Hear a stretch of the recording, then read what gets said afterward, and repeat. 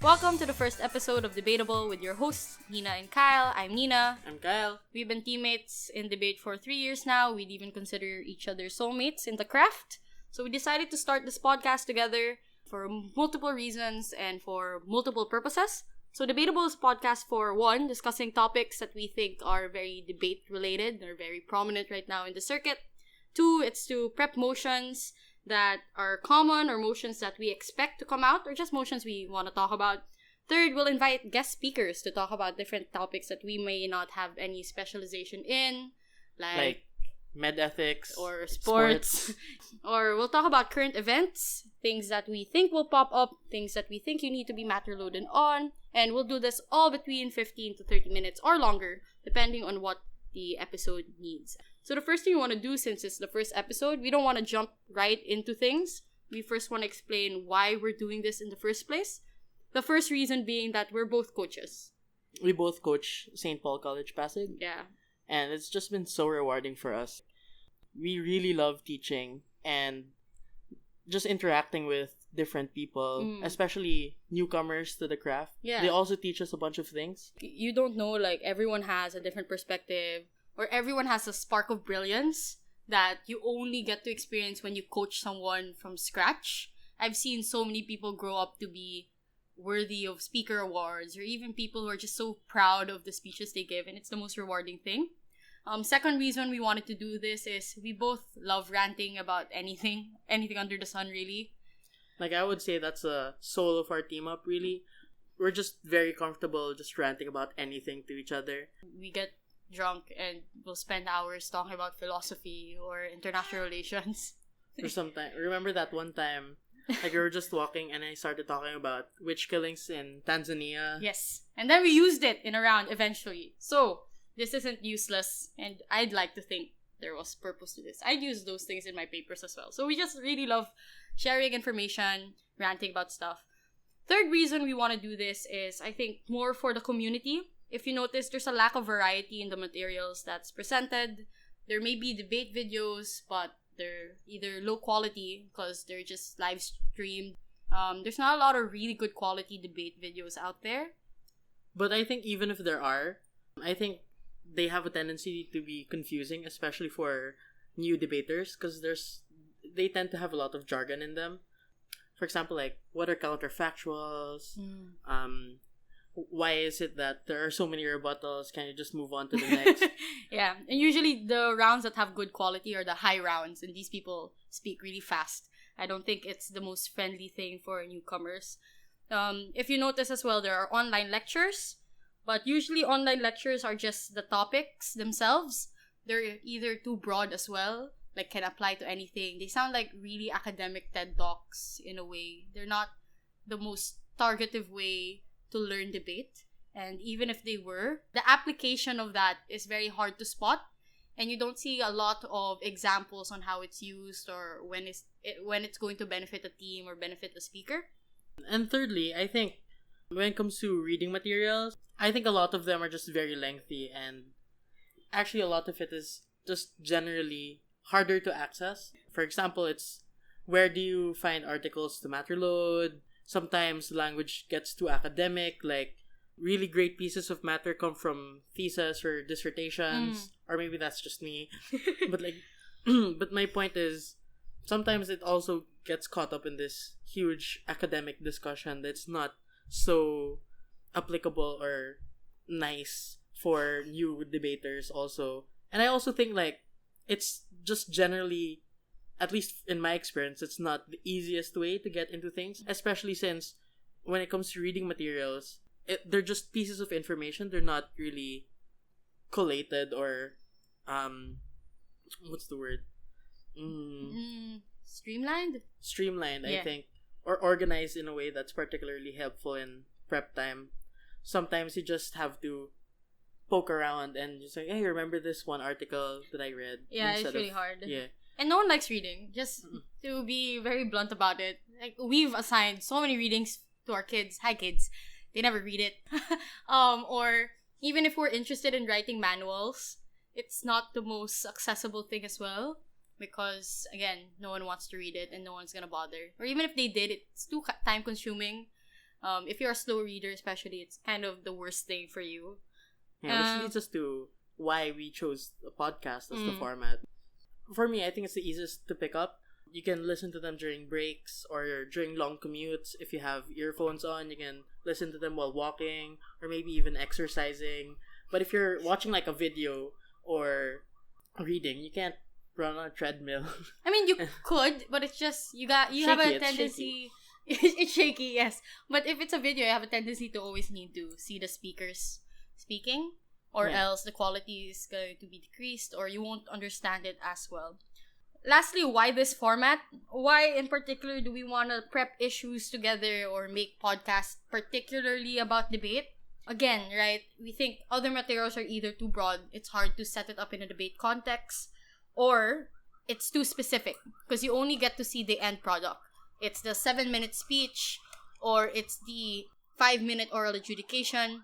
You don't get to see exactly why people come up with those things. You don't get to see the thinking process, and that's why our job, or what we want to do, is to break those things down so everyone can understand it better. But before we proceed to breaking those things down, we want to talk about prep dynamics. So that's the purpose of this first episode before we jump into anything.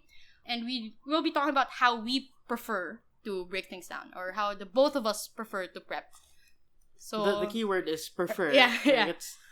It's not one size fits all, Mm. especially in debate where it's always evolving. It's different from person to person. But that's just how we prefer it. Yeah, and this is what we've come up with in the 3 years we've been together. For us, it's foolproof, but we can't say the same for all, so we'd recommend you at least take these things, write them down, try them for yourself, and then tweak it a little bit. Yeah, experimentation is good. Yeah. So first part is the team. Before any prep or before you enter any tournament, you have to understand how your team works. And if you notice, a lot of people don't really spend a lot of time talking about team ups.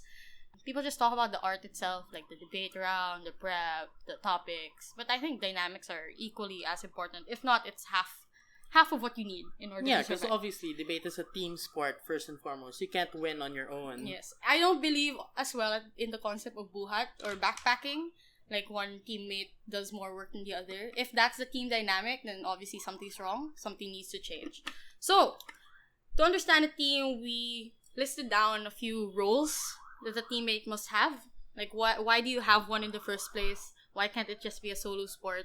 What do you expect to gain from that kind of dynamic? I think the first thing you get is a friend. Wow. I think it's important in your team up that you're comfortable with the other person. I've seen so many team ups where the people don't agree in real life. And they may be brilliant individually, but because they try to prep and they don't come from the same wavelength, they just kind of fall apart. Have you ever seen that happen? Yeah, I've seen that so many times. I won't name names, obviously, but you know what I mean. You've Yeah. seen that personally. You've seen that. In our kids, in our institutions. Yeah. But basically, it's a real problem. It's a real issue. Second is you need an ally or a comrade. People forget that, if anything, they're the only ones you can rely on and around. If you're not able to run your second argument, someone has to do it for you, and that's your second speaker. Or if you forgot something, your other teammate has to be the one who tells you. Or if you break down after a bad round, you really need like an ally to support you in that bad moment. I've had many instances where I've cried. I'm thankful I had a Kyle to run to, and he'll cry with me or tell me to shut up. You know, it's a good setup. It's a good allyship that we have. Third is, in a team up, you also need an enabler. You know, someone who encourages the other to talk a lot. I'm not the enabler. I think Kyle's the enabler. You are. Yeah, I probably am the enabler. Yeah. Because I really believe that team ups should be greater than the sum of their parts. So if you're not enabling the best parts of each other, then I think there's something that you ought to work on in your team dynamic. Or the enabler also encourages the other to talk more during prep. There's a tendency for one to be more quiet. If that's the context, then I'm the enabler. Yeah. like sometimes Kyle likes zoning out, being in his own world, or prepping his own parts of the speech. And I don't mind that, but if it's an Asians, obviously the third person would want to hear what Kyle's thinking. So you need someone to enable or to remind the other to speak up more. Lastly is also that a team up has an inhibitor. So as much as it's good that you're talking, sometimes you talk too much. I'm sorry. I'm not naming names, I'm not saying you. But no, but it's totally me. yeah, though. it's totally Kyle though. Like he goes off tangent, like he'll Well, like, what are instances where you've ranted about unrelated things? Like, we're talking about IR, and then Kyle would want to talk about Greek gods. It may be sort of related, because we're talking about a country where that Greek god is from, but it's not, it's not related to the round in any way. Okay. In my defense, What? sometimes those examples paint a picture of like the greater cultural context, Yes. but it's not related to the debate Yes, at all. yes. So like, inhibit me. Yes, so I enable Kyle to talk about those things, but if it gets too much, that's when you need an inhibitor. So that's what a teammate usually is. The second part about this team up is to understand who does what. I think that most times when team ups happen, people don't think so much about their roles. Maybe they'll think about their speaker roles. I'm like a first speaker, I'm a whip. Kyle's my deputy and my member. But beyond that, people don't really give much notice to what happens during prep. So there are 3 distinct roles in prep, as Kyle has told me formally earlier. There are many different words for it. We used to use the terms organizer, ranter. Yeah. But I think the best terms, at least in my experience, there's the leader, there's the builder, and there's the devil's advocate. The leader is the one who organizes what prep should look like. What should be the priorities in prep?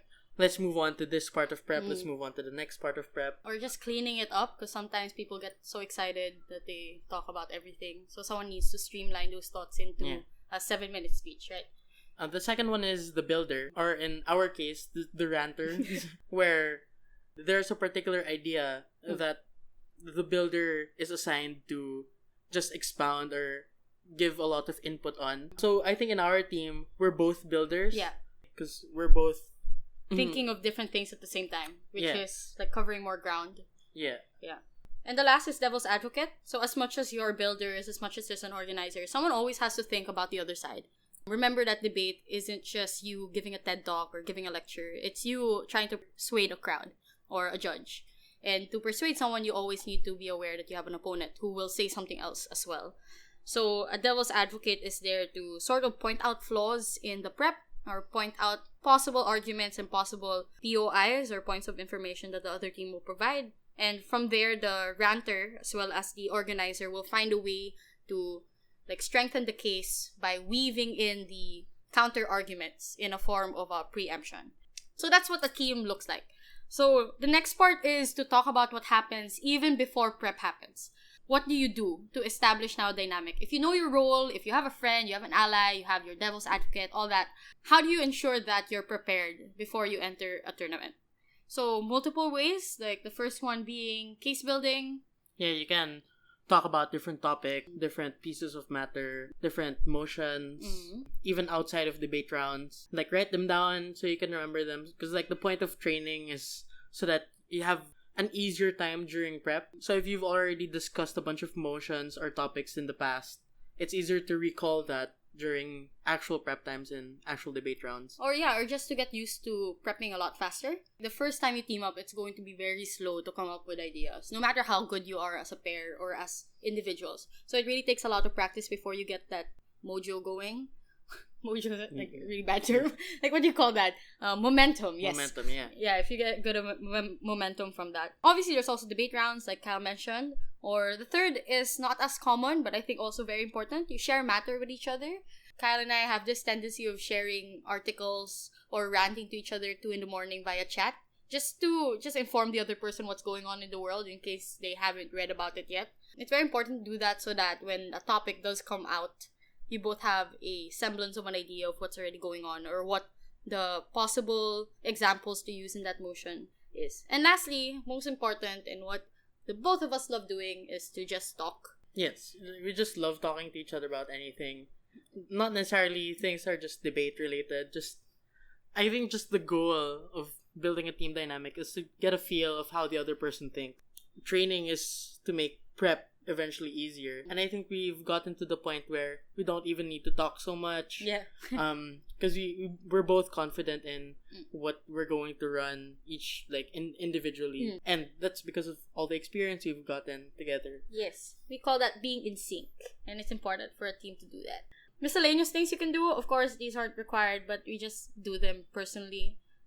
Outside of just your own team, I think it's also important to prep with others, because you may create a strong dynamic, but you create also a sense of an echo chamber. Like, the ideas are always going to be the same, the arguments are always going to be the same. So prepping with a different team or prepping with a different institution altogether is not only fun, not only do you make friends, but it's a great way to learn different insights, and you get to like transfer knowledge with each other as well.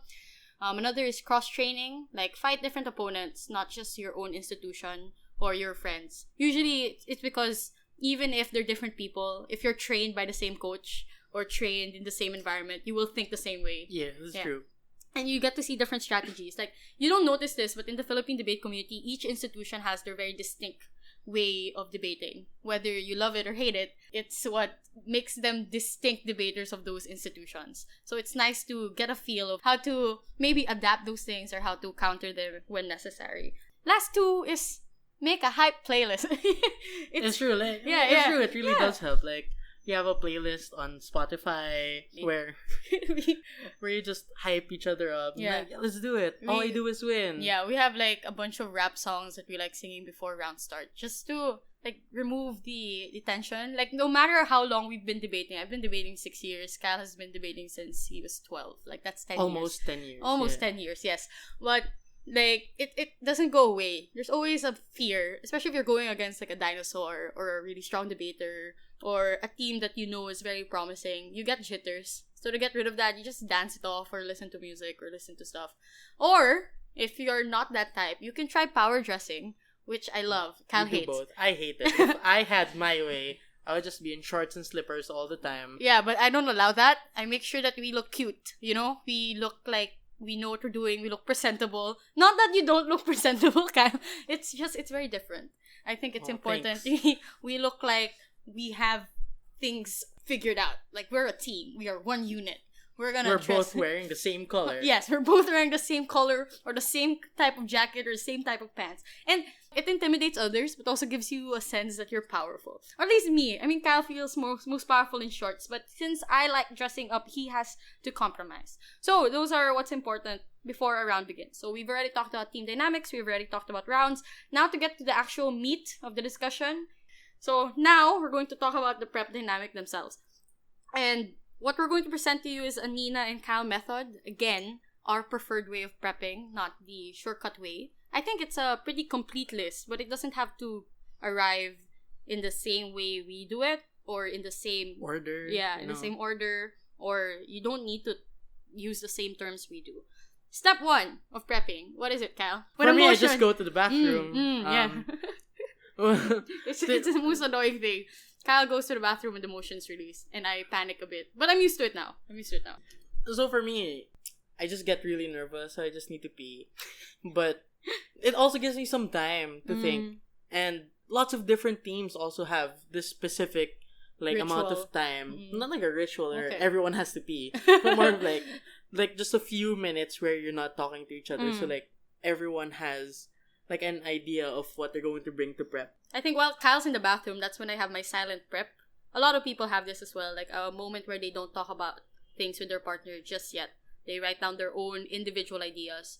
Because if you immediately start together, there's a tendency that you'll be very limited in what you're going to argue or limited in what your case is going to look like. So starting from very different standing points is very important, and the way we do that is by avoiding each other. Kyle's in the bathroom, I'm on the desk writing stuff. Kyle's like in his own world, peeing out his frustrations and whatever. Like hoping a case comes out in the bathroom. But lots of people also don't have this step at all. And that's perfectly valid. Just we tend to. Yeah, I tend to go to the bathroom. Yeah, again, it's just us. Step 2, confirm your side. It's very minor. You think it's not important, but trust me, it happens a lot. Like, you think you're government, but you're actually opposition. You think you're OG, but you're actually CG. I think it doesn't hurt to just confirm.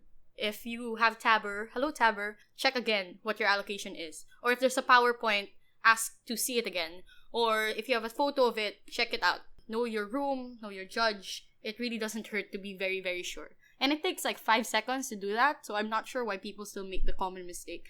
Okay, now that all those are out of the way, like the third step usually is identify the context of the motion.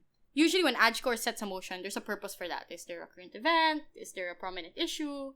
What's happening in the world? Is the world sucky for women, which it is?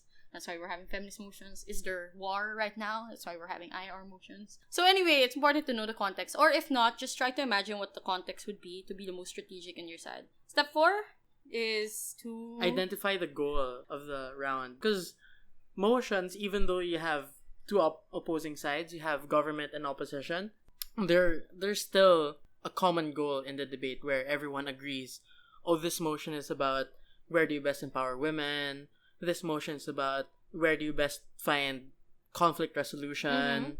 There are lots of common goals. Of course, there are also motions where both teams have different goals. Like, for example, a motion about... this house believes that important decisions about children's health should be made by medical professionals and not by their parents. So each side would be defending something else. Government's obviously defending the protection of the child or the welfare of the child, while opposition will mainly defend parental autonomy. Obviously, they'll still try to protect the child, but they're going to make that a secondary issue, or they're going to make that less of a priority compared to the other one. So in those cases, if teams have different values, the goal of the debate is to assess which value is more important in this particular context, which thankfully we've already identified because of step 3. It's not easy to do step 4, like to us, because we've been doing this for so long. It just comes naturally to identify a goal. But usually you need a lot of practice to easily spot that. I think starting debaters should dedicate a lot of time to sort of imagine what the round's going to look like, imagine what each side would want to defend, and find out what the most strategic goal for them would be. Next step, which is step 5, would be to identify your burdens. So burdens are very different from goals. So goals are what you want to achieve. Burdens are what do you need to do in order to prove that you're going to achieve that goal. So for example, in a motion like this house supports abortion, there are 3 burdens. Like the goal is obviously like the empowerment of women. At least that's one of them, or the main handle that a team would use. And the burden therefore is, how do you empower women? I think one is through changing the perception and culture that we have towards treating women. Second is to provide them better health care, provide them better medical assistance. And third would be to provide them with a choice or the sense of autonomy, right? So those 3 things are the burdens and 3 different ways by which you end up empowering women, which was the goal that we've established earlier on. So burdens, the same as goals, not as intuitive to spot. It takes a lot of practice. So again, we recommend you team up and case build a lot to be able to be a lot faster in identifying these steps. Step 6 is to make arguments in order to prove the burden. You can prove the burden in a lot of different ways and how many arguments you like. Some people just have 1 argument per burden. We like doing 3 arguments per burden. The entire purpose of an argument isn't that, like, it's just an argument on its own. The purpose of an argument is always to prove the burden. And the burden is there to fulfill the goal. Yeah, so if you notice, it's not as easy. It's not as simple as a lot of people paint it. Like, you just sit down and make arguments. There's a lot of steps you need to do, a lot of prerequisites before you can actually get to the argument making. Yeah, because a common misconception from new debaters is just that, oh, the argument is the most important thing. But it's not. The most important thing is to fulfill the goal by proving the burden. So actually, it's not a hierarchy where the argument is most important. I like to think of it more of as an inverted pyramid where it's the goal at the top, and then it's the burdens, and then it's the argument. Yeah, that makes sense. Step 6.5. So obviously, while you're making the argument, you can't just make it in one go, because there has to be the devil's advocate that steps in. So as you're making the argument, slowly you are pointing out flaws in the case, pointing out parts that may be responded to or rebutted. And your goal there is, while you're building the argument, you're constantly shaping it to be stronger and stronger by understanding what potential flaws can exist. Step 7. After all of that, you don't build the whole thing together because it's very time consuming and you won't always agree 100% on the language you want to use. So you go your separate ways. Like, you have to have alone time. It doesn't have to be like literally you're gonna go your separate ways. You can just stay quiet for a bit and like limit your conversations to go like, hey, you can probably include this part in an argument. Yeah, so what happens in my prep with Kyle is after we do this whole identification of goal and burden and creating arguments, like I'll end up staying quiet probably for the next 3 or 5 minutes. And then while I'm writing, Kyle will just pop up once in a while to tell me examples that I can add or potential responses I can include and preemptions. And it works a lot because as a first speaker, and everyone knows this, it's not the easiest role. It's very intimidating. It's very difficult. So it's nice to have alone time so you can like make your thoughts your own and make your speech your own in a way that you're most comfortable describing. And step 7.5, usually while you're in your separate ways, while the first speaker is writing, the deputy or whip will start thinking of points of information. I think it's the most underutilized tool right now in the circuit. Like, there's so many debates where speakers don't bother raising POIs. I think it's a shame. Or even when they do, it's not like strategic. Yeah. It's like something. Please respond to that. Yeah. The POIs now are just like they're not statements. They're just less statements. questions, Yeah. more of statements. So we're gonna probably have another episode discussing like just POIs themselves because I think it's a very rich topic. There's so many ways to give POIs, but basically, for now, all you need to know is that POIs need to be prepared for as well. I think that if you enter a round, if the first speaker of the other team speaks, and then you immediately have a question after the first spell, it's gonna like shatter their confidence in a way or give you an edge, right? Yeah, so basically that's it. That's how our prep goes. Again, it's just a guideline. You can test it out, try it out on your own if you are preparing for a tournament or just want to train with your teammate. Or you can do this yourself if you're bored. Which we're probably the type to do. Yeah, we are definitely the type to do it. Okay, so basically that's it. That's the first episode. I hope it was helpful. The reason we're talking about this, no specific topic yet, we're not prepping a specific motion yet, is to give you a feel and context of what the next episodes are going to look like before we jump right into it. So that's it. Again, I'm Nina. I'm Kyle. Thank you for listening. We'll see you in the next episode. Bye-bye.